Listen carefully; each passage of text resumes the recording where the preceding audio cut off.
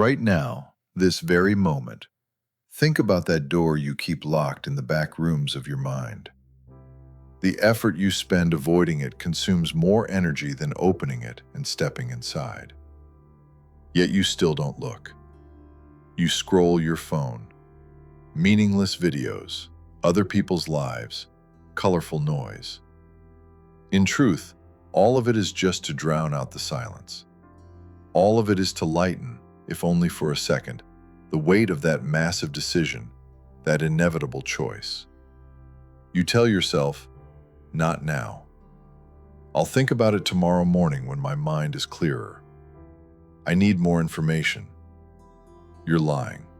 You know it.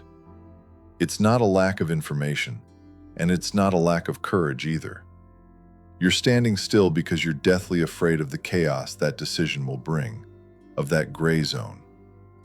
You wait, as if, by waiting, life will untie the knot for you. We call this simple neglect. But what it makes you feel is anything but simple. That cold stone sitting right in the center of your chest, making it hard to breathe. Your brain is in an evolutionary panic. It doesn't like complexity. It perceives uncertainty as a threat, a predator. You think there are two paths in front of you, path A and path B. Both are hard. Both require sacrifice. As your brain weighs this scale, it burns so much glucose, so much mental fuel, that the fuses blow. And you choose a third path, doing nothing, stopping, freezing, rotting. Because making a hard choice is signing your name beneath a potential regret. The single question echoing in your mind, what if I'm wrong? Because of this question, you choose the greatest mistake of all, inaction. Inaction looks like a safe harbor. The storm is outside, you're inside. But that harbor is actually where the water recedes and the ship runs aground and rusts. Neurologically speaking, your brain is trying to protect you.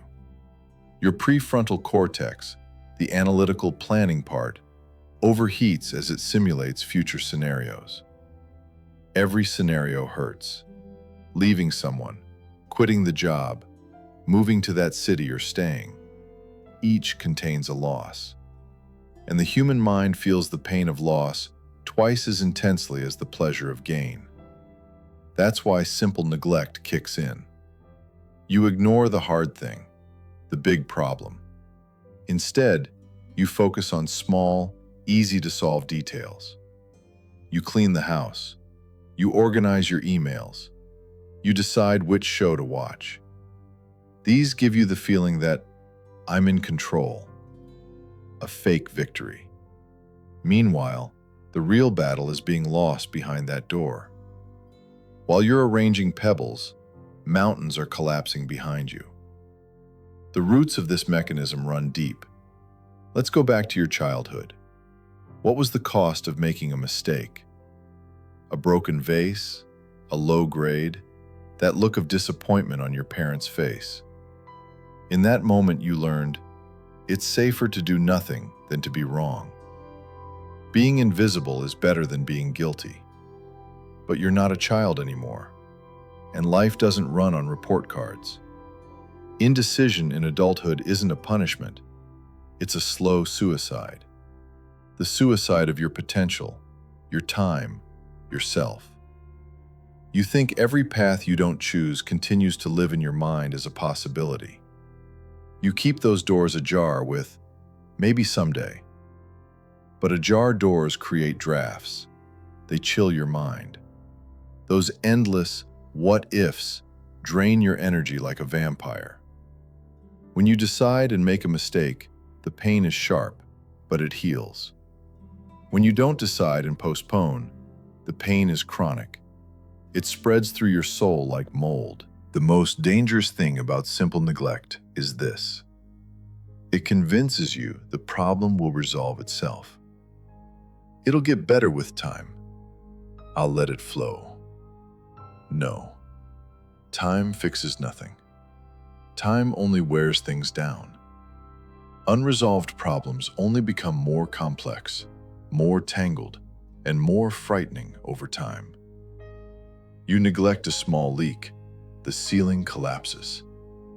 You neglect a small lack of communication, the relationship ends. You neglect that unease within yourself. One day you look in the mirror and don't recognize who you are. By avoiding hard choices, you're actually surrendering your freedom to choose. Because when you don't choose, life chooses for you. And life's choices are far more ruthless than yours. Your boss fires you. Your lover leaves you. Your health abandons you. Because you didn't take the wheel, the car plunges into the ravine. And you still ask, why did this happen? That pressure you feel right now, that sense of being trapped, it's not your enemy. It's your compass. The place where it hurts the most, where your mind resists the hardest, is where you need to go. There is no such thing as a perfect decision. That's an illusion. Every choice is a renunciation. To choose one thing is to kill millions of other possibilities. And that terrifies us.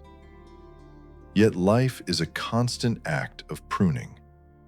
Without cutting away the dead branches, you can't grow new shoots.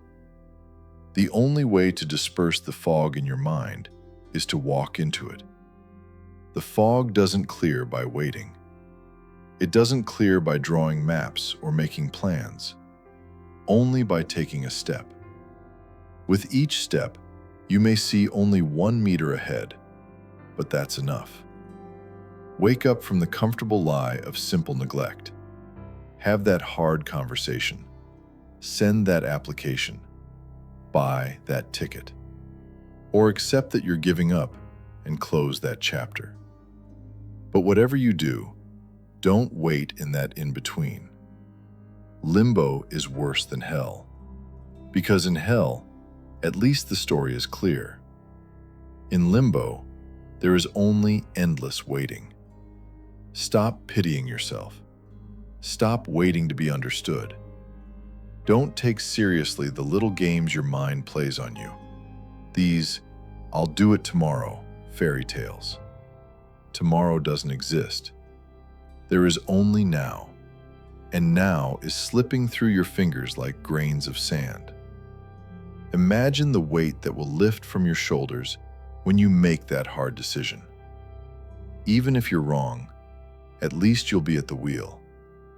At least you'll be the architect of your own wreckage. And believe me, your own chosen disaster is more honorable than a heaven imposed on you by someone else. Decide. Now. Even if it's wrong. Because indecision is the most merciless verdict time delivers on your behalf.